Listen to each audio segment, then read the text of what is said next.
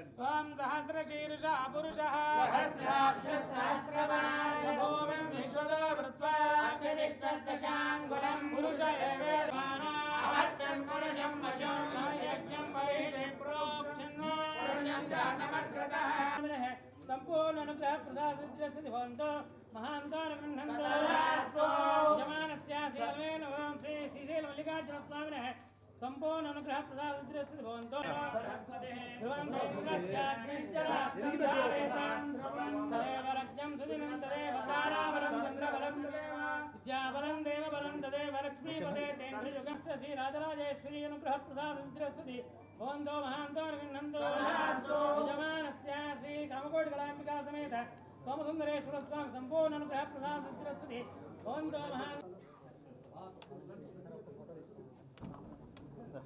రండి రండి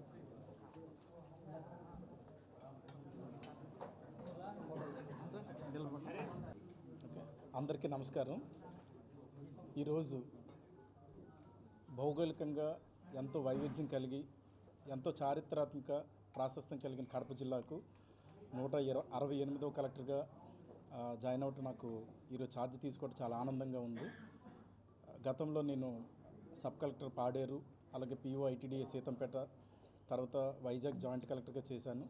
తర్వాత కృష్ణా జిల్లా జాయింట్ కలెక్టర్ డెవలప్మెంట్ చేశాను. తర్వాత పల్నాడు జిల్లా ఫస్ట్ కలెక్టర్గా చేశాను. తర్వాత కడప జిల్లాకి కలెక్టర్గా రావటం నేను చాలా అదృష్టంగా భావిస్తున్నాను.